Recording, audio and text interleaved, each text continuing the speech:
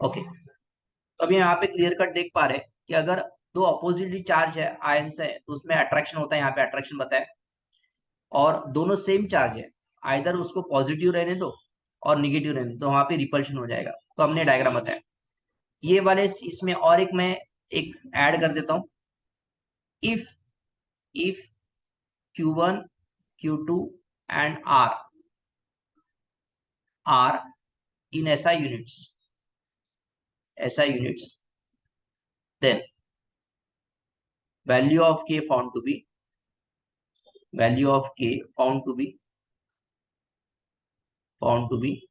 1/4 pi epsilon naught। ठीक है, therefore F is equal to 1/4 pi epsilon naught Q1 Q2 upon R square. ये वाला formula आप यहाँ पे न्यूटन्स का लॉ आप यहाँ पे एंड करोगे, न्यूटन्स नहीं, कूलम्स लॉ आप यहाँ पे एंड करोगे। के का वैल्यू है अभी, एप्सिलॉन नॉट क्या है, परमिटिविटी है, तो आप यहाँ पे इसको एंड करेंगे। तो व्हाट आई विल डू, मैं इसको क्या कर देता हूँ, इसको एक बार इसका स्क्रीनशॉट भेज देता हूँ। पहले भी मैंने भेजा स्क्रीनशॉट, लेकिन इसको एक स्टेप मैंने ऐड कर दिया तो उसको भेज देता हूँ। ऊपर वाले को कर देता हूँ डिलीट, तो यहाँ पे आपका कूलम्स लॉ का स्केलर फॉर्म हो जाएगा, कूलम्स लॉ का आपका स्केलर फॉर्म हो जाएगा। ये मैं ऐड कर देता हूँ यहाँ पे, ठीक है, इसको कर देता हूँ डिलीट, इसका कोई फिर अभी काम नहीं है ना। तो ये हो गया हमारा दो दो क्वेश्चन हो गया Coulomb's law in scalar form. आगे जाते हैं अभी। Okay, 10 definition of unit charge, define 1 coulomb charge. तो मैंने इसको एक और एक डेफिनेशन देता हूँ यहाँ पे, ये इसको ऐड कर देते हैं। डिफाइन 1 कूलम ऑफ चार्ज, ठीक है। सेकंड, नेक्स्ट नेक्स्ट क्वेश्चन है, define 1 coulomb of charge, 1 coulomb of charge, ठीक है। अभी ये जो क्वेश्चन है इसके ऊपर मैं दो लाइन लिख के देता हूँ। यहाँ पे क्या लिखेंगे हम, we have by Coulomb's law क्या लिखेंगे, Coulomb's law F is equal to 1/4 pi epsilon naught Q1 Q2 upon R square, ठीक है। इफ अभी यहाँ पे जो ना, if Q1 is equal to Q2 is equal to 1 coulomb and R is equal to 1 metre, ये सभी है, ये 1 है, ये 1 है, ये 1 है, ये 1 है, सभी 1 है, तो F का वैल्यू क्या हो जाएगा, F का वैल्यू क्या हो जाएगा, F का वैल्यू हो जाएगा F is equal to 1/4 pi epsilon naught, because ये सबका वैल्यू 1 है, तो इसका वैल्यू कितना होता है, इज इक्वल टू 9 × 10⁹ ये जो है ना, ये जो कांस्टेंट, इसका वैल्यू भी आपको याद करना पड़ेगा, ये वैल्यू कितना, 9 × 10⁹ और फिर हम 1 कूलम का डेफिनेशन देंगे। The 1 coulomb of is the amount of charge which when place at a distance of 1 metre, या ऐसा चार्ज है which when placed at distance of 1 meter from one another of the same magnitude or in the vacuum experience a force of 9 × 10⁹ newton. इसको हम बोलते हैं, this is called as 1 coulomb of charge. इसको लिखने का जरूरत नहीं है, ठीक है। तो ये डेफिनेशन आएगा आपका, डिफाइन 1 कूलम ऑफ चार्ज। ये क्वेश्चन नंबर 3 हो गया, question 3, define 1 coulomb of charge, ये क्वेश्चन हो गया। और ये भी मैं भी डाल देता हूँ, ये भी हम ऐड कर देंगे उसको, ठीक है, ग्रुप में, व्हाट्सएप की ग्रुप में ऐड कर देता हूँ, सो दैट हमारा एक तीसरा क्वेश्चन हो जाएगा।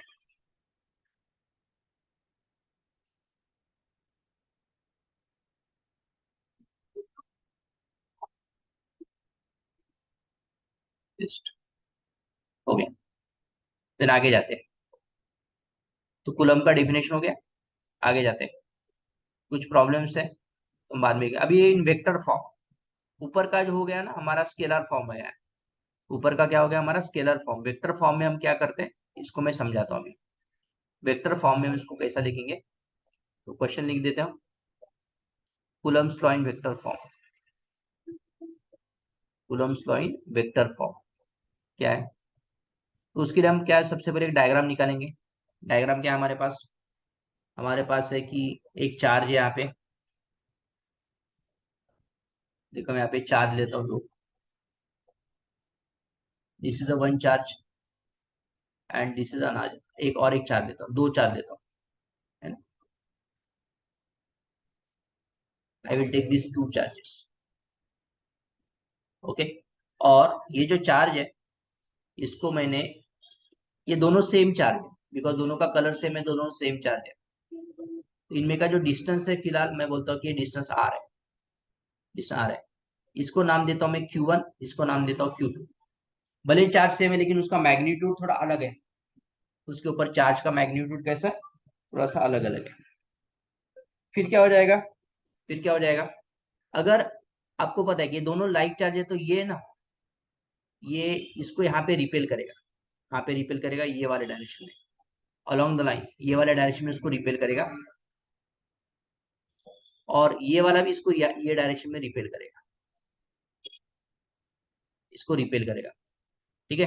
तो इसको हम नाम क्या देंगे, ये फोर्स है लेकिन ये force acting on two, on one, due to one, क्या नाम है इसका, this is the force on Q2 due to Q1, और इसका नाम क्या रहेगा, F12, इसको हम क्या बोलेंगे, it is the force on Q1 due to Q2, इसके ऊपर इसके वजह से आने वाला force.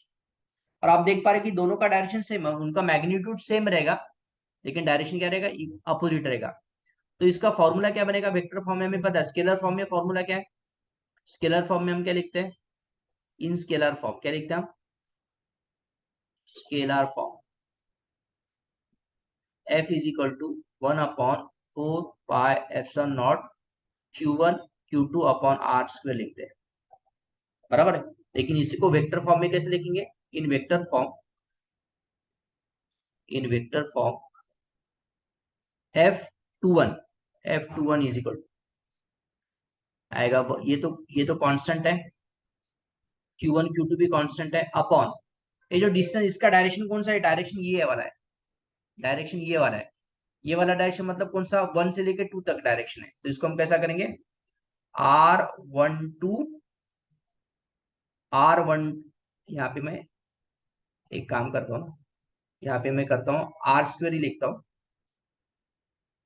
Are square into R12 का कैप, कैप मतलब यूनिट वेक्टर, यूनिट वेक्टर मतलब इसका डायरेक्शन जैसा है। तो F21 का डायरेक्शन कौन सा है, 1 से लेके 2 तक है, ऐसा हम बोलेंगे।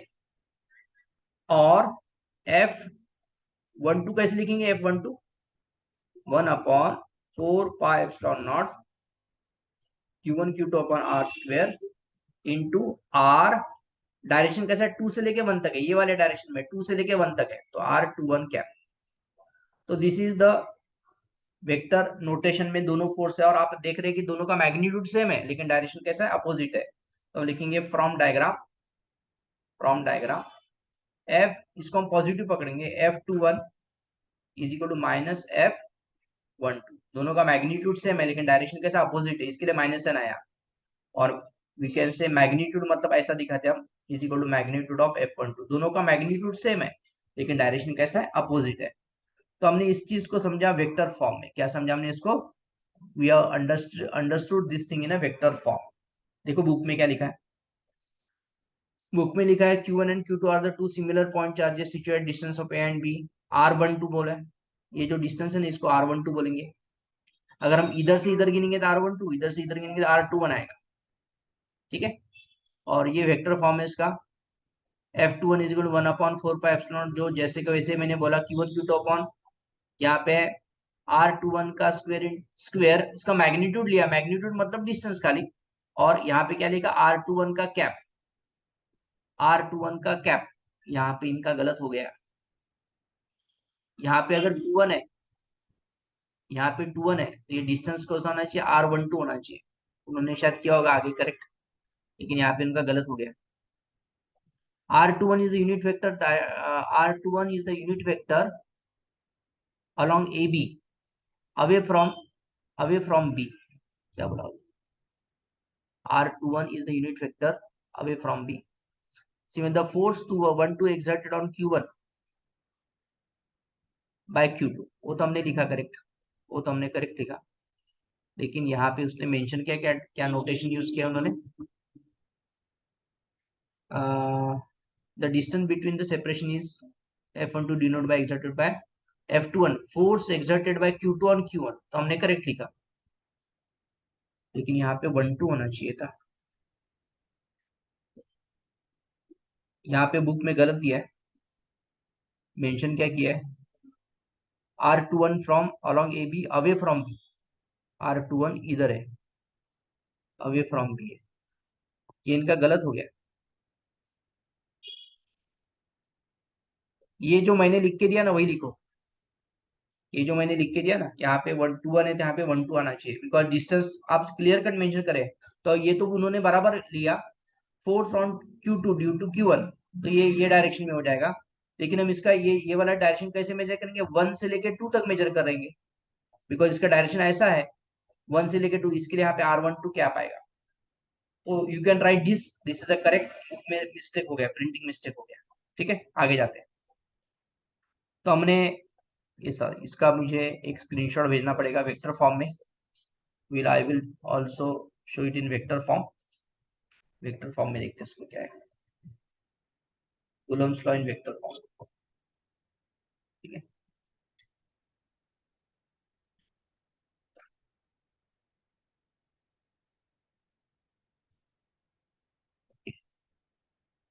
तो ये वेक्टर फॉर्म में हो गया। तो हमने आज इलेक्ट्रिक चार्ज का प्रॉपर्टी देखा, कूलम्ब्स लॉ देखा in scalar forms, Coulomb's law in vector form, और फोर्स कैसे बनते हैं उसका एनिमेशन भी मैंने आपको यहाँ पे दिखाया। तो आई होप ये आपको समझ में आया होगा। ठीक है, अभी नेक्स्ट है principal of superposition of charges. इसका मतलब क्या है, इसका मतलब क्या है, तो सबसे पहले हम इसको प्रिंसिपल को नोट करेंगे, अंडरस्टैंड करेंगे क्या क्या है। तो देखो, प्रिंसिपल ऑफ सुपरपोजिशन क्या चार्ज है, when a number of charges are interacting, अगर दो से ज्यादा इंटरेक्टिंग है, the resultant force on a particular charge is given by the vector sum of all forces of sum of forces exerted by the individual charges. Animation देखते हैं, तो animation से तुरंत समझ में आएगा। जाते हैं एनिमेशन में, हमारे पास ये एनिमेशन है, इसको मैं कर देता हूँ फिलहाल कट, ठीक है, इसको कट कर देता हूँ, इसका कोई जरूरत नहीं ना। अभी हमने क्या किया, यहाँ पे एक चार्ज पार्टिकल रखा, यहाँ पे एक चार्ज पार्टिकल रखा, ठीक है, यहाँ पे तीसरा चार्ज रखा, और यहाँ पे हमने एक टेस्ट चार्ज रखा। तो अभी आप देखो, तो अभी क्या हो रहा है कि ये वाला जो चार्ज है ना, ये वाला चार्ज इसको ये डायरेक्शन में धकेल रहा है, कौन से डायरेक्शन में धकेल रहा है, ये वाले डायरेक्शन में धकेल रहा होगा, ये वाले डायरेक्शन में धकेल रहा है। ये वाला चार्ज है ना, इसको ये वाले डायरेक्शन में धकेल रहा है, और ये वाला चार्ज है ना, इसको ये वाले चार्ज में धकेल रहा है, लेकिन इसका रिजल्टेंट कैसा है, रिजल्टेंट फोर्स यहाँ पे आपको दिखाई दे रहा है, because it is a vector sum, because ये चार्ज के ऊपर at a time 3 forces act हो रहे हैं, ये फोर्स ऐड कर रहा है, ये फोर्स ऐड कर रहा है, ये फोर्स ऐड कर रहा है। तो हमने देखा वेक्टर्स में, हमने देखा है वेक्टर्स में हमने क्या देखा कि अगर किसी भी, अगर मुझे इसको निकालना है चार्ज ये वाला कैसा है, तो हम क्या करेंगे, हम इसको यहाँ पे वेक्टर लॉ लगाएंगे, एडिशन ऑफ वेक्टर। तो हमने क्या किया कि यहाँ पे वेक्टर में ऑर्डर में लेंगे, ऑर्डर में ऐसा लेना है, ये इसको पैरेलल लेंगे, इसको पैरेलल लेंगे, और ये इसको पैरेलल लेंगे, इस तरीके से पैरेलल लेंगे। तो जो नया वेक्टर आएगा रिजल्टेंट ये वाला वेक्टर आएगा, ये और ये देखो मैच कर रहा है, यहाँ पे ये वाला ये मैच कर रहा है।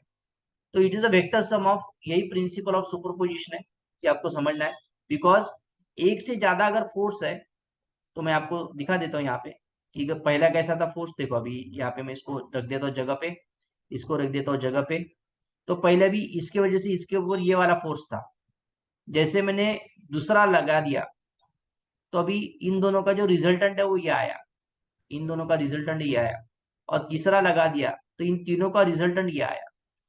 तो यहाँ पे ये वाले चार्ज के ऊपर at a time 3 forces act कर रहे हैं, इसका फोर्स, इसका फोर्स, इसका फोर्स। तो इसके ऊपर कौन सा फोर्स लगेगा?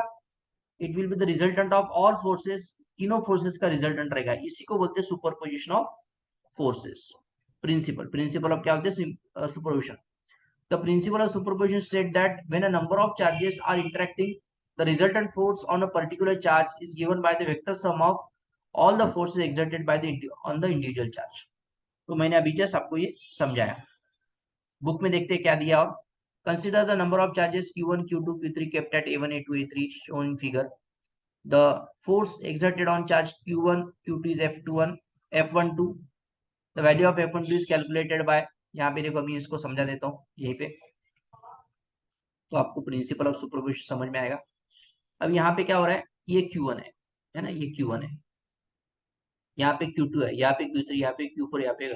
अभी इन दोनों के ऊपर जो फोर्स एक्ट हो जाएगा, इसका नाम क्या रहेगा? F12। ये हमेशा लाइन ज्वाइनिंग पे रहता है, ये वाला लाइन ज्वाइनिंग, तो इसके यहाँ पे फोर्स दिखाई दे रहा है। F12 मतलब क्या? Force acting on one due to two, acting on one due to two, तो ये डायरेक्शन में। F13 क्या है? Force acting on one due to three, ये वाले डायरेक्शन में रहेगा। F14 क्या रहेगा? ये वाला फोर्स कैसे रहेगा? Force acting on one due to this, because ये सबको रिपेल करेगा। और F15 क्या रहेगा? बिकॉज ये इसको रिपेल करेगा ये डायरेक्शन में। तो इसके ऊपर अभी 4 फोर्स एक्ट कर रहे हैं, तो चारों का जो रिजल्टेंट है that will be the net force acting on, हमें उसका वेक्टर सम करना पड़ेगा, जो ऑलरेडी हमने वेक्टर स्केलर्स वेक्टर्स में हमने समझा है, उसका मुझे वेक्टर सम करना पड़ेगा। तो देखो यहाँ पे हमने वैल्यू लिया और एक छोटा सा एक्सप्रेशन हमें यहाँ पे मिलता है। तो ये आपको प्रिंसिपल ऑफ सुपरपोजिशन खाली एग्जाम में आता है, प्रिंसिपल ऑफ सुपरपोजिशन आपको एग्जाम में आएगा, बाकी कुछ नहीं आएगा ये वाला। तो मैंने आपको इसको दे दिया है, तो प्रिंसिपल ऑफ सुपरपोजिशन आप यहाँ से समझना है, ठीक है। प्रिंसिपल ऑफ सुपरपोजिशन अगर मुझे इसको लिखना ही है 2 मिनट में आपको लिख के देता हूँ। क्या क्या लिखेंगे हम, देखो यहाँ पे एक चार्ज है, इसको हम Q1 बोलेंगे, यहाँ पे Q2 है। इन दोनों में कौन सा फोर्स रहेगा? ये वाले डायरेक्शन में, ये वाले डायरेक्शन में फोर्स रहेगा। इसका नाम क्या रहेगा? इसका नाम रहेगा Q1, सॉरी F1। क्या रहेगा इसका नाम? F1। क्या रहेगा इसका नाम? F1, F12। और इसका वैल्यू कितना रहेगा? 1/4πε0 Q1 Q2 अपॉन R, कौन से डायरेक्शन में? 2 से लेके 1 तक, R21 का स्क्वायर, ये वाला उसका वैल्यू रहेगा, ठीक है। और दूसरा फोर्स कैसे रहेगा? सपोज मैं यहाँ पे लेता हूँ Q3, तो इन दोनों में फोर्स कैसे रहेगा? इस तरीके से रहेगा, ये डायरेक्शन में, ठीक है। इसका नाम क्या रहेगा? F, force acting on one due to three. इसका वैल्यू कितना रहेगा? 1/4πε0 Q1 Q3 अपॉन R31 का स्क्वायर, R31 का स्क्वायर। अगर मुझे एक चार्ज लेता हूँ लास्ट में बताने के लिए, बिकॉज यहाँ पे सुपरपोजिशन देख रहे हैं, ये इसका नाम है Q4। अगर मैं इसको ज्वाइन करता हूँ, इसको यहाँ पे ये डायरेक्शन में फोर्स रहेगा उसका, ठीक है। तो इसका नाम रहेगा F14। इसका वैल्यू कितना रहेगा? 1/4πε0 Q1 Q4 अपॉन R41 का square. So therefore by principle of superposition, principle of superposition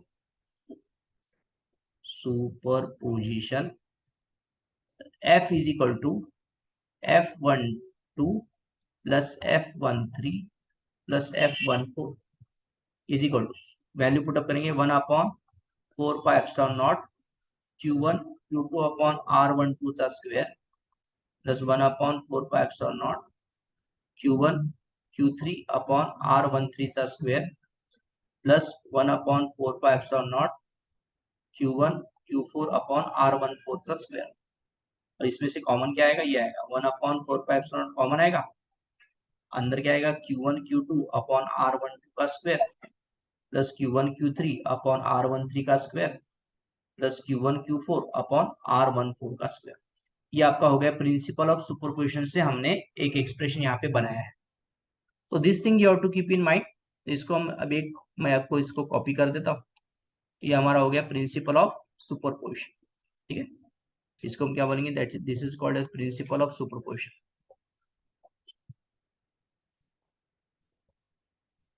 okay,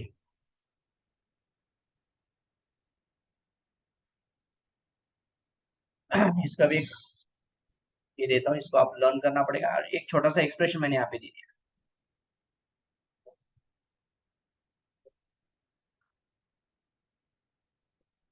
principal of superposition.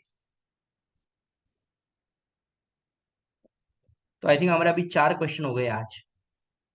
Principle of superposition हम तक गए। ये प्रॉब्लम्स हम बाद में देखेंगे। इलेक्ट्रिकल फील्ड, यहाँ से हम एक्सप्रेशन वाला जो पार्ट है इसको हम कल देखेंगे, आज नहीं देखेंगे। यहाँ तक समझ में आया सबको? Yes sir. ओके, तो इसका जो क्वेश्चन है ना, ये 4 क्वेश्चन आप इसको लिख के लीजिए, बेसिक क्वेश्चन हो गए। कल से हमारा कुछ एक्सप्रेशन चालू हो जाएगा, उस एक्सप्रेशन को हम धीरे धीरे अंडरस्टैंड करेंगे। तो कल का जो लिंक है, कल का टाइमिंग जो है मैं आपको बताता हूँ कल कि कैसे रहेगा। इसको मैं कल आपको एग्जैक्टली बताएगा। आया समझ में? तो देखते हैं कल, बिकॉज अभी मुझे लगता है नेटवर्क कुछ लाइट का प्रॉब्लम है क्या, नेट बच्चे ड्रॉप हो गए। लाइट है ना वहां पे? Yes sir. ओके ठीक है, ये 4-5 क्वेश्चन आप कर लीजिए पूरा, फिर आगे जाएंगे। चलो आज के लिए यहीं पे रुकते हैं हम। बाय।